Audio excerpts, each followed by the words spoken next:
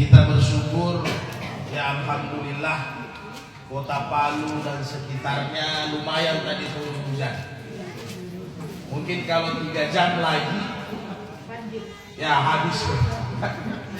Alhamdulillah daerah-daerah kita masih aman-aman. Di beberapa tempat saudara-saudara kita lagi bersih-bersih, kebanjiran, Silai, daerah-daerah Tondo lumayan. Jadi mudah-mudahan hujan ini kata Nabi kan rahmat. Allahumma sayyiban nafian, semoga bermanfaat. Kalau bukan bermanfaat untuk kita, dia bermanfaat untuk makhluk yang lain. Bapak dan Ibu sekalian yang berbahagia, tidak panjang lebar, kita 10 menit saja bincang-bincang. Alhamdulillah, ini malam yang kedua dari almarhum. Artinya almarhum pada hari ini, saat ini sudah berada di alam barzah. Mata kasat kita melihat almarhum itu mati, syariatnya, tetapi mati itu hakikatnya adalah hidup. Jadi almarhum ini, beliau alhamdulillah sudah hidup. Kita ini lagi. Kematian ini hanya proses keluarnya itu roh. Karena tubuh kita ini tanah, harus dikembalikan ulang.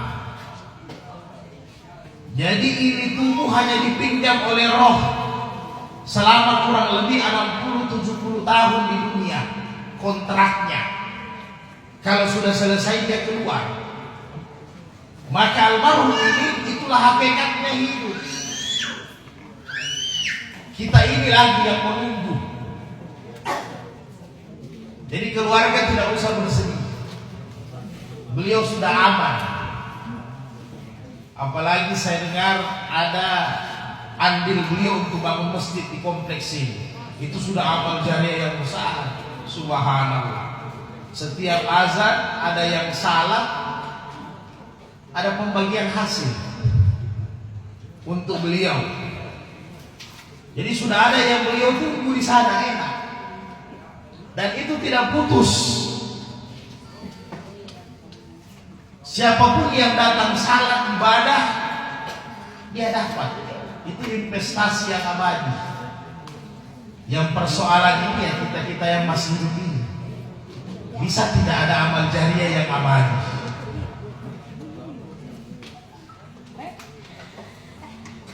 Karena berapa lama pun kita hidup di dunia ini, pasti ada batasnya. Tidak paripurna, tidak abadi kita. Yang abadi itu nanti di akhirat. Satu kisah Nabi Musa alaihissalam, umurnya 120 tahun. Jadi Tuhan, ada di Sahih Muslim, Tuhan tugaskan malaikat Israel. Ini kita punya malaikat ini, tinggal tunggu saja kapan datangnya. Wahai Israel, pergi sama Musa. Sudah boleh 120 tahun, tapi izin, pamit, jangan langsung main cabut. Ini bagusnya kalau orang saleh, apalagi Nabi, ada pemberitahuan terlebih dahulu. Kalau kita mungkin tidak ada. Kalau di sini istilahnya kita di Sulawesi tabe, ada minta tabe dulu malaikat sama Nabi. Kalau kita pasti main cabut saja. Kau izin, kalau dia masih mau hidup jangan cabut nyawanya. Wah enak kalau begini. Ketika Israel turun, menjelma seperti manusia, karena kalau tidak seperti manusia susah. Nanti pasti lari Nabi Musa. Dia sampaikan pelan-pelan, wahai Nabi Allah, saya ini Israel. Tuhan sudah suruh datang, tanya sama kau bingung. Sudah boleh kayaknya ini, bos.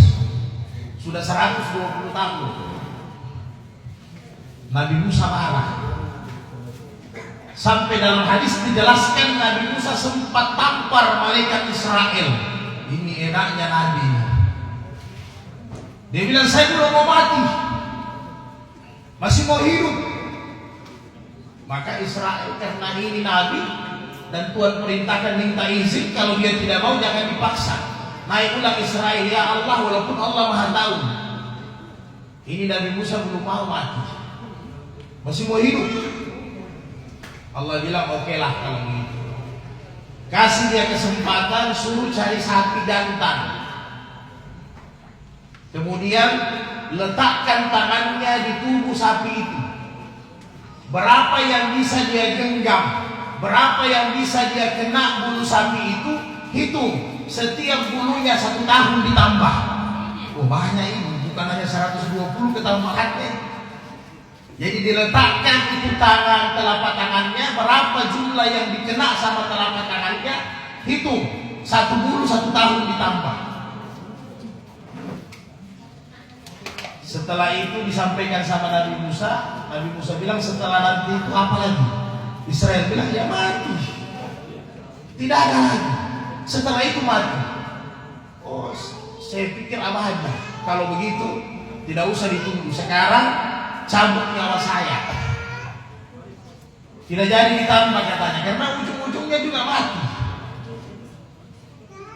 Tapi namanya Nabi Musa kritis. Kau cabut dari mana sih punya nyawa ini? Dari mulut. Wih, ini mulut yang saya pakai berzikir kepada Allah. Masa kau tega cabut dari mulut? Kalau begitu dari tangan. Dia bilang, jangan Israel. Tangan ini yang saya pegang ketika saya menerima kitab suci dari Allah. Masa kau tega? Kalau begitu dari kaki. Jangan. Ini yang saya pakai pergi menyampaikan agama Allah kepada manusia agar manusia menyembah Allah. Masa kau tega? Padahal kalau dalam kitab Ar-Ruh, proses secara agama, maka roh itu mulai berjalan dari telapak kaki naik ke atas. Makanya biasanya dingin duluan itu, sampai nanti dia keluar. Maka kata Nabi, roh itu mengikuti, mata itu akan mengikuti roh pergi. Maka kalau sudah pergi, Nabi bilang, tutup matanya jenazah. Karena Nabi Musa tidak mau dicabut dari segala arah, terpaksa malaikat Israel kasih jeruk manis. Ini khusus untuk para nabi.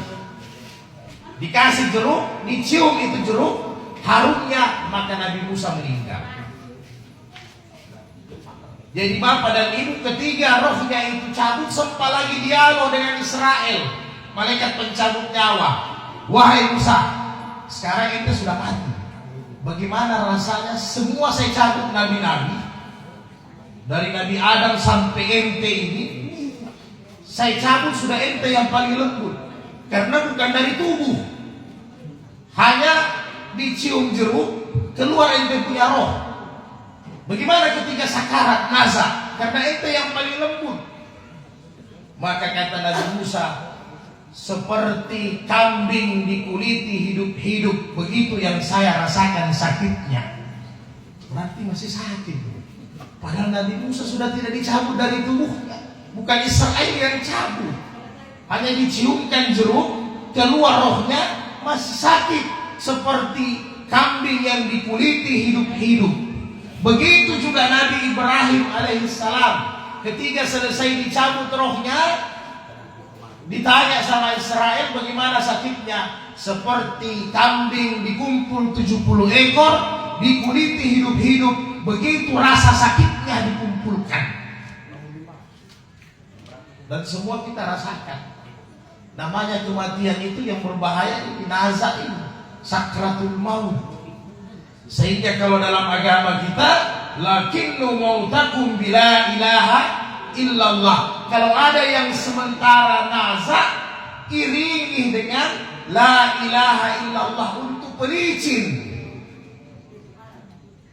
Karena memang sakarat ini berat. Rasulullah kata Aisyah ketika sakaratul maut, sudah datang malaikat, ketuk pintu, dipersilahkan masuk. Maka Rasulullah minta sama istrinya Aisyah, minta air 1 tempayan. Kemudian Rasul mencuci mukanya, berdoa, Allahumma ghamaratil sakaratil maut, ya Allah ringankan ini sakaratul maut untuk saya. Saking susahnya ini Rasulullah. Padahal kata Nabi, yakhrujul mu'minina min jasadihi, orang mukmin, orang yang bertakwa, orang yang baik, dicabut malaikat rohnya keluar dari jasadnya itu minal ajin. Sebenarnya enak, lembut, tapi rasa sakitnya itu luar biasa. Lembutnya bagaimana kata Nabi? Minal ajin, seperti rambut yang diletakkan di adonan kue-kuenya ibu-ibu. Kan lembut itu adonan kue, ditarik itu rambut. Begitu sebenarnya lembutnya malaikat Israel mencabut nyawanya orang yang bertakwa dan beriman. Tetapi pada kenyataannya masih ada rasa sakitnya. Bagaimana kalau orang kepala batu, orang yang doraka, orang yang tidak pernah sembahyang, tidak pernah pegang Quran apalagi baca Quran, orang yang hubungan sosialnya dengan tetangganya jahat, mulutnya kasar, suka gibah, dusta. Bagaimana orang-orang seperti begini menghadapi sakaratul maut? Malaikat mau apa kita? Kadang-kadang mata zahir kita tidak nampak. Makanya orang yang sakarat ini kadang-kadang 1 bulan, ada kadang 2 pekan, ada kadang 1 minggu, ada kadang orang sakarat 1 tahun. Karena nazar ini, sakarat ini, roh ini keluar tergantung apa yang dibuat oleh jasad ini di dunia. Kalau terlalu banyak dosa, terlalu banyak kesalahan yang kita buat, susah ini roh ini keluar. Apalagi banyak menzalimi orang, menyakiti orang, banyak utangnya dia tidak bayar, banyak janjinya dia tidak penuhi. Sudah ini yang bikin susah keluar itu roh. Sehingga apa? Mau tahu orang itu baik atau tidak? Mau tahu orang itu nanti bagus dikubur atau tidak? Mau tahu tempatnya di surga nanti atau tidak, di neraka? Lihat saja sakaratul mautnya. Sudah itu gambarannya. Tidak lari dari situ. Karena apa yang kita lakukan di dunia, apa yang kita isi di dalam hati kita, maka itu pun nanti yang keluar ketika sakaratul maut.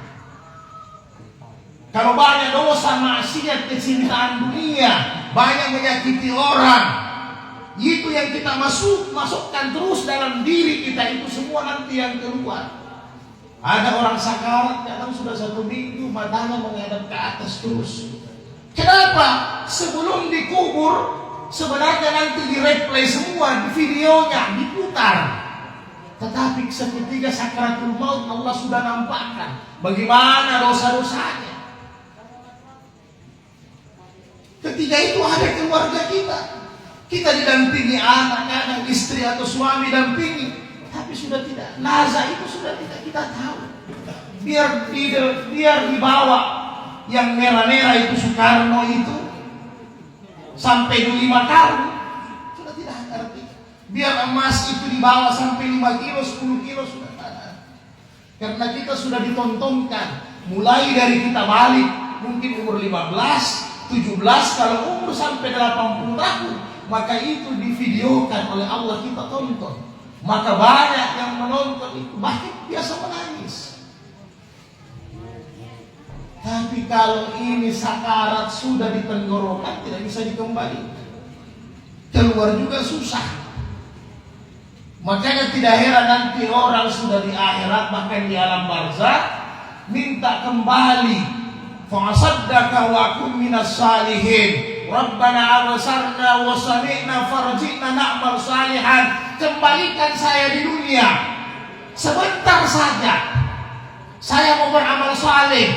kembalikan saya di dunia sebentar saja. Masih ada harta saya yang saya simpan di rumah, ternyata tidak ada manfaatnya apa-apa. Yang saya tinggalkan jadi pertengkaran anak-anak saya, tidak ada apa-apanya. Kembalikan, saya mau sedekahkan. Fasaddaka wa kum minas salihin. Saya mau bangun masjid, saya mau menyumbang, tetapi sudah tidak ada manfaatnya apa-apa.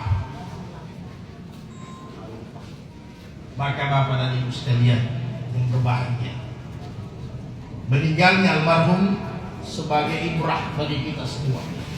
Almarhum ini lumayan bonusnya. Kalau tidak salah panggonannya 80 tahun lebih. 45, luar biasa. Sebenarnya jatah kita itu antara 60-70. Itu sudah boleh. Tapi luar biasanya almarhum sampai 85. Tapi ujung-ujungnya mau kemana? Taruhlah 90, taruhlah 100. Tetap ujung-ujungnya mati. Saya kalau disuruh pilih Bapak Ibu, umur ini, seandainya bisa disuruh pilih, Pak Modalnya saya minta 60 tahun saja. Sudah betul itu umurnya Nabi sempurna. Saya kurang lebih setengah abad, berarti tinggal 10 tahun. Andai kata bisa diminta, supaya tidak terlalu susah juga orang. Karena sekarang kita orang tua, jangan kita ada menghayal bahwa anak ini memang investasi besar, tapi tidak bisa kita ada menghayal bahwa anak ini adalah harapan besar kita, kecuali kita punya amal sendiri. Bapak Ibu, la taziru waziratan wisra ukhra, kata Allah. Seseorang itu akan bertanggung jawab dengan dirinya sendiri. Karena kadang kalau kita mau harap anak, apalagi mau kirimkan doa, sedangkan di dunia tidak usah kita lagi ingatnya kamu dipelihara, dilahirkan, disusui. Tidak begitu anak-anak zaman sekarang. Belum tentu dia punya keluarga sendiri. Belum tentu nanti di masa tua 80-90 dia bisa angkat kita. Bisa-bisa dia kasih masuk kita di pantai jompo. Tidak ada, dia punya keluarga sendiri. Kenapa kasih sayangnya beda dengan kasih sayang kita ketika mereka kecil? Memang modelnya sama, maulu orang Sulawesi bilang, sama-sama pegang tai, sama-sama makan tai, tapi beda. Maka yang bisa menyelamatkan kita hanya diri kita sendiri. Maka bagaimana caranya? Sudah itu kita jaga ibadah. Ini Syawal, kurang lebih 3 hari ya. Jadi berakhir Ramadan, bukan berarti kita laki-laki sudah berakhir juga pergi ke masjid. Kita semua sudah berakhir tutup Quran. Tidak mau lagi buka Quran, nanti Ramadan lagi baru buka Quran. Tidak mau lagi buat pengajian, nanti Ramadan lagi pengajian. Padahal ini semua yang menyebabkan banyaknya nanti kita punya tabungan-tabungan di akhirat harus dibuat terus. Kun rabbaniyan, jadilah kalian penyembah Allah. Wala takun ramadaniyan, jangan jadi penyembah Ramadan. Nanti Ramadan baru mau sembahyang, nanti Ramadan mau baca Quran, nanti Ramadan mau beramal saleh. Sedangkan Ramadan itu bukan Tuhan yang kita sembah, dia hanya bonus yang Allah berikan. Yang kita sembah adalah Allah Subhanahu wa ta'ala. Sampai kapan? Wa'budu rabbaka hatta yatiyakal yaqin. Sembahlah Allah, ibadah kita ini sampai malaikat mencabut nyawa kita, sampai kematian datang menjemput kita semua. Di situ kita baru finish beribadah. Jadi jangan sampai putus beribadah. Utamanya salat 5 waktu. Awwalu yuhasabul abdu yawmal qiyamah as-salah. Yang pertama-tama yang ditanya, yang diperiksa adalah sembahyang. Kalau sembahyang bagus berarti ada harapan, ada kunci yang kita pegang. Tapi kalau sembahyang sudah tidak ada, haugaroba, tidak ada yang bisa kita harapkan. Pasti neraka tempat kita. Mudah-mudahan almarhum di alam barzah sana Allah luaskan kuburnya, Allah terangi kuburnya, dijadikan amal solehnya sebagai teman, karena itu janjinya Nabi. Dan semua doa-doa yang kita kirimkan tadi lewat tahlil luar biasa, insya Allah pasti sampai. Dan kita juga mudah-mudahan sehat, tetap istiqamah beribadah kepada Allah sampai kematian menjemput kita semua. Demikian kira-kira Bapak dan Ibu sekalian. Mudah-mudahan Allah Subhanahu wa ta'ala memberikan kita kesehatan dan umur yang panjang. Kepada keluarga yang ditimpa musibah, as-sabru sadmatal ula, sabar. Inna lillahi wa inna ilaihi raji'un. Serahkan, karena yang punya ini adalah Allah. Kalau kita sabar, maka Allah berikan kita istana di surga, kata Rasulullah. Orang yang ditimpa musibah, Allah bangunkan istana di surga. Karena kita ini ahli surga, calon-calon ahli surga, punya kintal, punya lahan. Orang yang dapat lahan yang paling kecil ahli surga, luasnya bukan 10 hektar, bukan 50 hektar, luasnya seluas langit dan bumi. Maka dia perlu kita tanami dengan tanaman-tanaman, kita bangun dengan bangunan-bangunan, termasuk sabar ini jadi istana. Subhanallah, alhamdulillah, wala ilaha illallah, Allahu akbar. Itu adalah pohon, tanaman-tanaman. Ketika kita baca, maka kintal kita di sana sudah ada pohon-pohonnya, tidak gersang nanti kalau kita datang. Allah musta'an. Subhanallah bihamdi, asyhadu an la ilaha illa anta astaghfiruka wa atubu ilaik. Subhana rabbika rabbil izzati walhamdulillahi rabbil alamin. Summa salamu alaikum warahmatullahi wabarakatuh.